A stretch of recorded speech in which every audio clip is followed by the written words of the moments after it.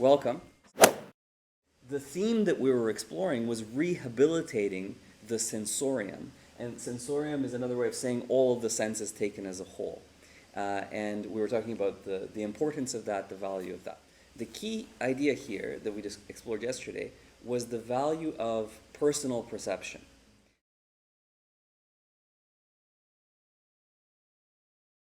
When you look out into the world, how is it that you can make sense of it? Well, as it turns out, we learned that there's three distinct modes of perception. The big idea that we were talking about last day was how the media has impacted those three modes of perception. So what are the three modes? Well, the first one is the most basic one, of course, sensory perception. So these are the five senses that you're born with, that you've been endowed with over the course of millions of years of evolution, and that we've enjoyed for the last 200,000 years in our form as Homo sapiens. Think about it maybe from the perspective of the age of the internet. You have to understand that that has an impact on the biology of the senses. So, for example, our eyes have now become overstimulated, and that produces a little bit of a distortion in how you're able to perceive.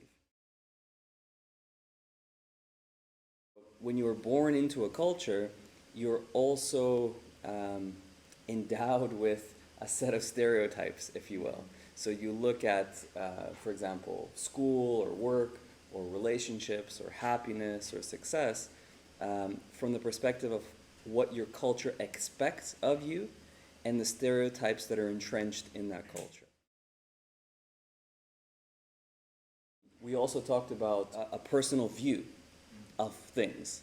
So you have your personal perception of life. Let's back up just a little bit. The claim is this: we perceive inconsistently, and there are technological and cultural disruptions that get in the way of our ability to perceive. That is to say, to perceive richly.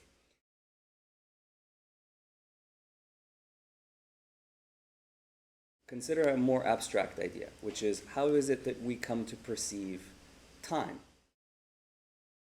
So they talk about circadian clock, a clock within yourself that's in tune with light and darkness.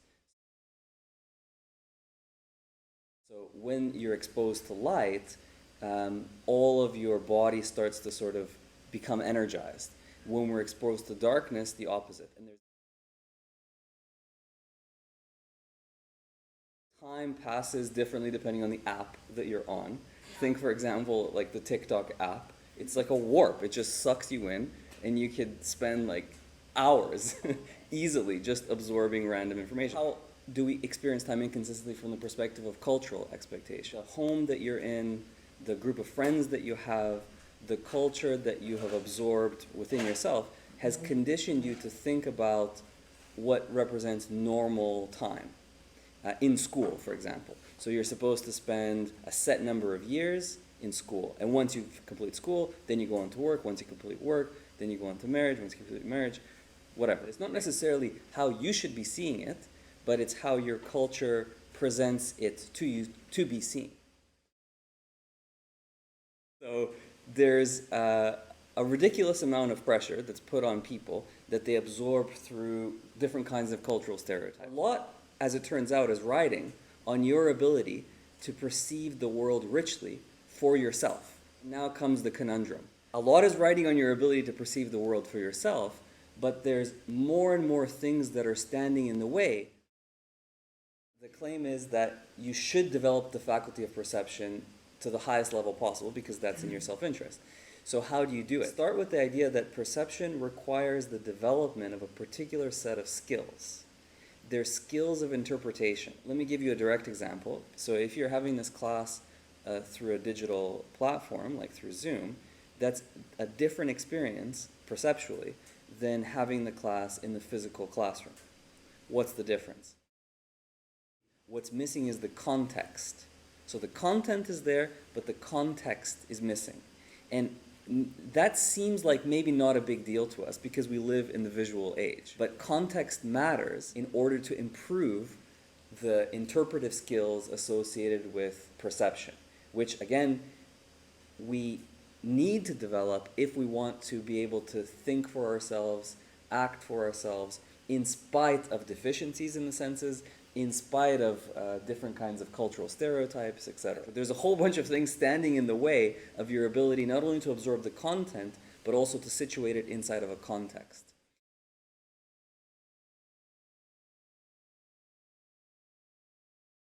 So let's focus on literature for a moment. So there's a value in reading, and very quickly we're about to go into an article.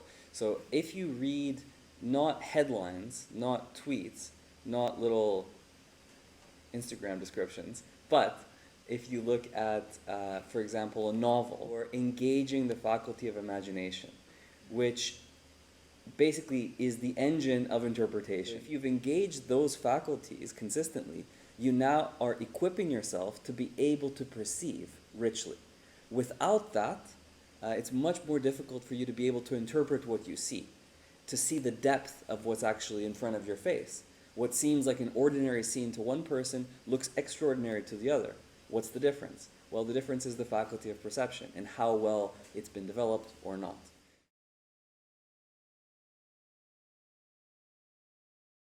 If you invest in, for example, an education in science, what you're gaining is a high level of numeracy. So we talked about literacy and the faculty of imagination. When we talk about numeracy, what you're starting to gain insight into is a world that's essentially unseen to most people. Think of the world of math and how it's actually everywhere and in everything. But if you haven't invested in that faculty, your perception is undermined, as it turns out. Your ability to perceive for yourself becomes undermined. Literacy supercharges the faculty of imagination, so you're able to interpret richly. Numeracy allows you access to an unseen reality. That is to say, unseen from the point of view of the senses, that nevertheless is real. If you haven't invested in those skills, you're simply unaware of it. If you're unaware of it, both in the case of numeracy and in the case of literacy, you are much more susceptible to fall into the trap of a cultural stereotype or some kind of warped version of reality. So we have numeracy, we have literacy. What about how we should interact with technology? We said already that, of course, we live in the age of technology, the information/disinformation age. Understand that every time you use technology, while you gain content, you lose context. This is the big problem. Right? So on the one hand, you stand to benefit in the information/disinformation age because you're aware of far more at your age, for example, than your parents ever were. There's no question about that. However, what's also true, equally true, is that you don't have the context of the information that your parents did. That's also true. You have more access to content, but you have less access to context. And implied in that is a challenge. The challenge is that you have to always look for the context, put it in context. So when you gain the content, you must reinforce the context. How do you do it? Complicated business. This is why we spent all day talking about perception. Have you ever had these annoying interactions with people where you're hanging out, but nobody's really like together? So this happens all the time. It's a problem. And it's a function of an increasingly warped sensorium, or capacity for perception. This is the claim. So we have to regain, rehabilitate, and reclaim the faculties of perception. Lots of things are standing in the way, and it's in our interest to fight back against this by gaining numeracy, by gaining literacy, by using technology in the way that it should be used, in the most beneficial way, that is to say, with the requirement of context. And finally, and I'm going to move forward here, the goal is for you to engage with the world in the context of the world as much as possible. Thank you very much for raising that point. So implied in this idea of entrenched perceptions is ironic. It sounds a bit strange when you first hear it, but the value of malleability, or being able to be flexible about how you see things. So think, for example, of how you see success. Now, if you have a very rigid idea of success, this works against you, as it turns out. Success is a tricky business. It's a kind of a fluid concept.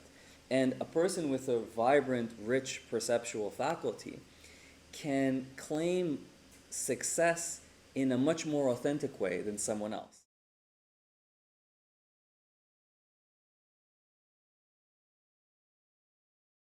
So let's say if you have a rigid idea of success, this amount of income, this type of home, whatever, like there's a list of stuff. And let's say you're really focused on that. And I want to emphasize this because it's easy to talk about it loosely in our discussions here. But the truth is, it's actually quite difficult to form your own idea about success in society. Because family works. Friends have peer pressure. You're absorbing media constantly. And these stereotypes are very difficult to shake. They're actually, if you apply your mind to it, it's quite tough to think for yourself. So malleability, being flexible, that is to say, always having a little bit of distance. So someone tells you, here's what you should do with your life, and you think, well, okay, thank you very much for that, but you sort of keep a little distance from it. Those are some of the things that we discussed. So there's an important value of rehabilitating the sensorium.